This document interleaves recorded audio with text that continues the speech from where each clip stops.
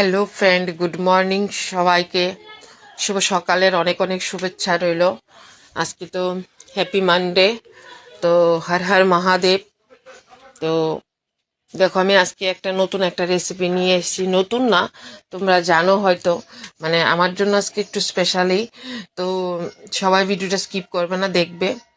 দেখো আজকে কি রান্না করব, ডালিয়ার ফ্রাইড রাইস। তো প্রথমে আমি ডালিয়াগুলোকে শুকনো কড়াইয়ের মধ্যে ভেজে নিচ্ছি। তারপরে সে ফ্রাইড রাইসে দেওয়ার জন্য অনেক কিছু নিয়েছি। দেখো, ফুলকপি নিয়েছি, বাদাম, মটরশুঁটি, তারপরে তোমার কি বলে না, গাজর, এগুলো সব কেটে নিয়েছি। তো বাদাম ভেজে নিয়েছি। আমাদের ঘরে আবার কাজু বাদামটা খেতে চায় না, তো চীনা বাদামটাই ভেজে নিয়েছি। আমার কাছেও চীনা বাদামটাই ভালো লাগে বেশি। তারপরে তোমার কিশমিশ, সব কিছু দেবো। তো ফ্রাইড রাইসের জন্য তোমার কফিগুলোকে আলাদা ভেজে নিয়েছি। আর হবে তোমার মটর পনির হবে। তো মটর পনির জন্য মটরগুলো সিদ্ধ করেছি, তারপরে ভেজে নিয়েছি।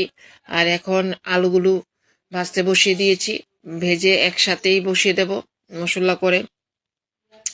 আজকে এটা রান্না কেন একটু বলছি তোমাদেরকে, শুনতে থাকো। তো দেখো, এটার মধ্যে সব মশলা দিয়ে দিয়েছি, তোমরা তো জানোই সব মশলা কি কি। মটর পনির, তারপরে মশলা বানিয়ে রেখেছি, টমেটো, তারপরে তোমার চারমগজ, তারপরে তোমার কি আছে, আদা, তারপরে তোমার এলাচ, দারচিনি, গোলমরিচ সব একসাথে পেস্ট করে নিয়েছি।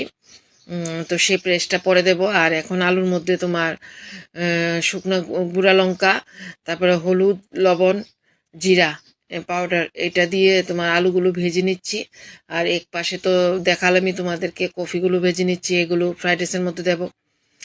আজকে এটা রান্না কেন, আমাদের পাশের বাড়ির একজন দিদি ভাই, তো উনি অনেক দিন আগে আমার হাতে, আমার যখন শাশুড়ি মারা গিয়েছিল তখন আমরা একাদশী করতাম। তো সেই একাদশীর সময় মানে তোমার ডালিয়া রান্তাম।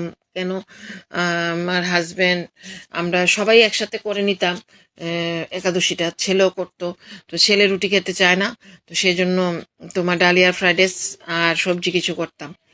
তো দেখো, সবগুলো আইটেম রেডি করে নিয়েছি, এখন ফ্রাইড রাইসটা বসাবো। বাদাম টাদাম সব ছোলা হয়ে গেছে। তো দিদি ভাই একদিন আমাদের এখানে ইলেকশন ছিল, তো ইলেকশনের সময় তো ওই যেখানে ইলেকশন ডিউটি দেয় না, ওদের এখানে আমি গিয়ে বসেছিলাম। তো